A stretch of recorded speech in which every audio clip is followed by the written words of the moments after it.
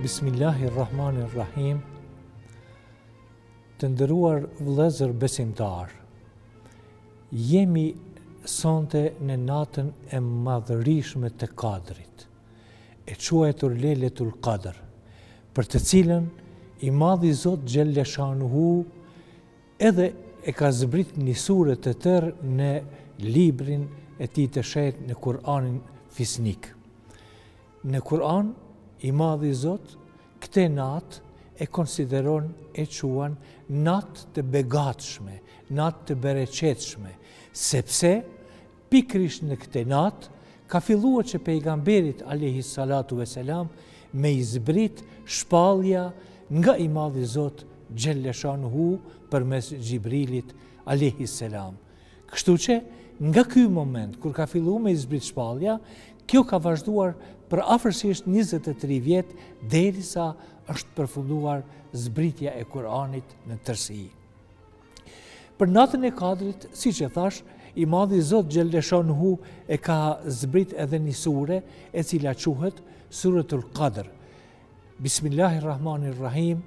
Inna anzalnahu fi lejletil qadr, wa ma adrake ma lejletul qadr.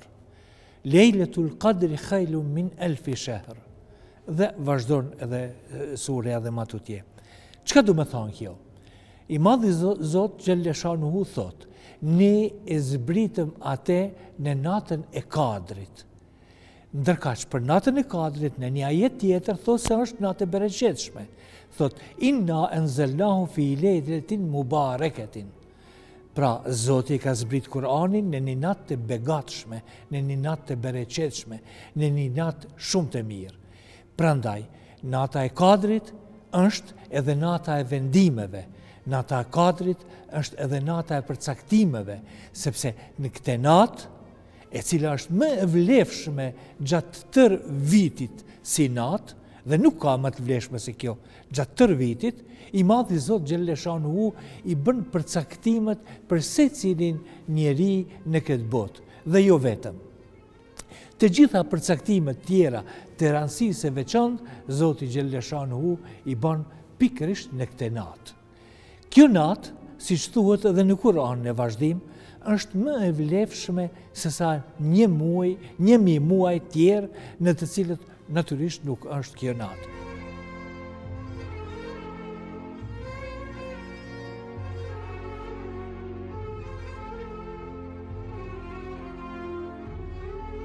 Prandaj, të nderuar vëllezër, ai i cili e bën një vepër të mirë në këtë muaj, është e barazëvlefshme sikur atë ta bënte për gjatë 83 viteve të jetës së tij, sepse fjala e të Madhi Zot në Kur'an 1000 muaj është e barabartë me 83 vjet e 4 muaj, e që i bie parafërsisht sikur po të ishte një jetë e tërë e njeriut.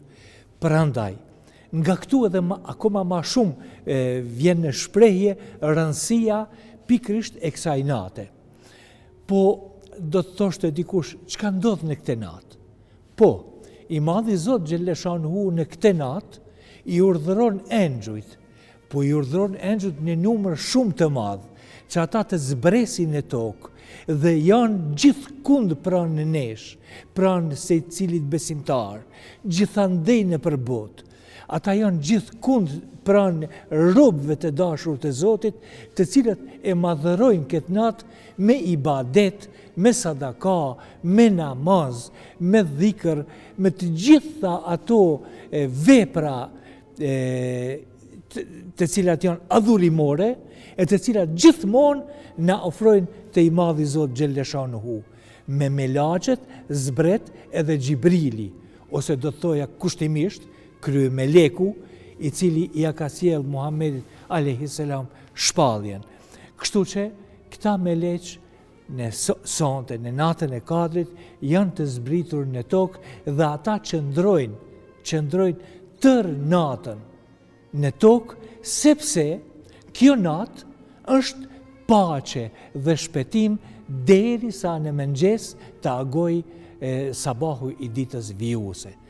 Prandaj, vëllezër të dashur, është mirë që këtë natë me e begatue sa ma shumë me ibadet. Është mirë që këtë natë me e madhërue sa ma shumë, me lexim të Kur'anit, me namaz, me të gjitha veprat e mira për të cilat jeni munduar edhe ashtu gjatë tërë Ramazanit me i realizue. Prandaj është mirë që këtë natë me zbukurue gjithandej me lexim të Kur'anit, me zbukurue me namaz, me zbukurue shiqor. Një njeri i cili i fal vetëm 2 rekate namaz nafile në këtë natë është sikurse ai të falej namaz nafile për 83 vjet. Prandaj këtu e kam edhe ma tepër lutjen tek ju që mos e leni kjo natë të ju kaloj pa përfituar prej saj, se pejgamberi alayhi salatu vesselam thot, kush e privon veten e tij nga kjo natë, ai e ka privuar veten nga të gjitha të mirat që i ka dhuruar i madhi Zot xhelleshanuhu njeriut. Gjithashtu në këtë natë është mirë edhe me bë dua sa më shumë. Cila dua duhet të bëhet? Duhet të bëhet cila do qoftë dua që ti ta marr mendja se ke nevojë për te. Është mirë që të bëhet çdo dua për të cilën ti je i bindur se i lutesh Zotit me zemër të pastër, me mendje të shëndosh, me të gjithë qenien tënde i lutesh Zotit. Sidomos mos harroni, lutni Zotit për falje, se Zoti është falës i madh. Lutni Zotit të na i falë kusuret tona, gabimet tona, mëkatet tona, sepse Zoti është Gafurur Rahim, është ai i cili më shumë t'i falë. Zonja Aisha e ka pyet një herë pejgamberin alayhi salam, ja Rasul Allah, nëse e di se sonte është ma marrmendje se sonte është nata e Kadrit, çka duhet të bëj? Thuaj, Allahumma inneke afuvun, tuhibbul affe, fa'fu anni. O Zot, ti e falës, e don faljen, më fal mua. A ka ma thjesht se kaq? Me lutë madhin Zot xhelleshanuhu për falje, se ai vërtet është falës.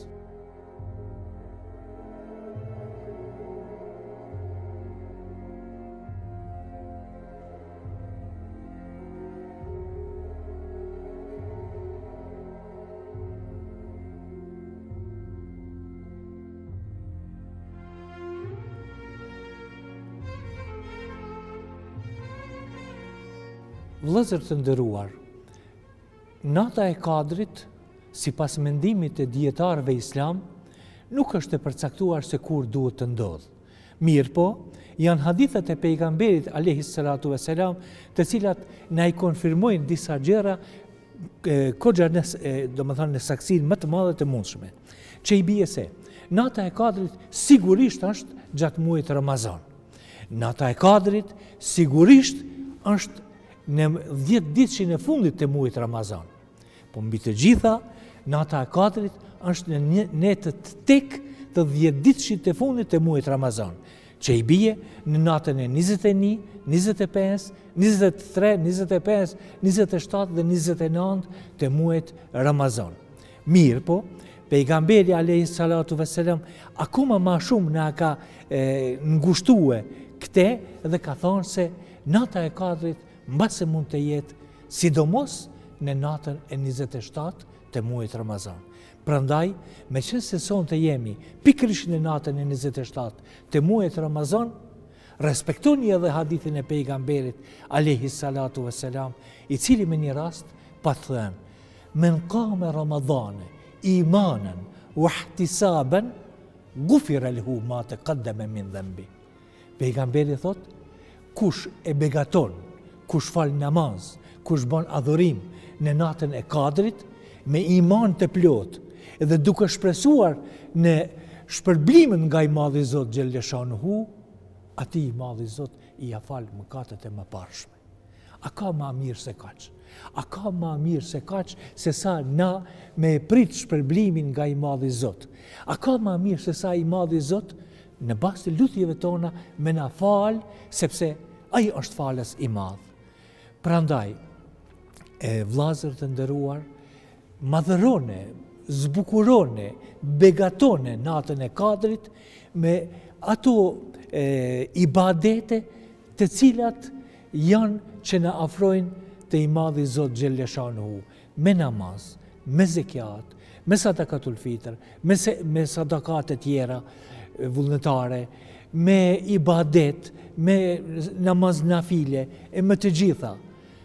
Falnu sa ma shumë, se pran jush i keni engjujt, falnu dhe lutnu sa ma shumë, se afër jush janë melaqet e të madhi Zot Gjellëshanuhu. Si që pritëm Ramazanin me kënaqësinë më të madhe, edhe sonte do të begatojmë natën e Lejletul Qadrit me kënaqësinë më të madhe për të takuar përsëri nesër e masnesër në ditën e Bajramit, të gëzuar, të lumtur që e kemi krye edhe një obligim tonin njerëzor ndaj madhërisë së Tij Allahut Dhul Xhelal. Vesselamu alaikum wa rahmetullahi ta'ala wa barakatuh.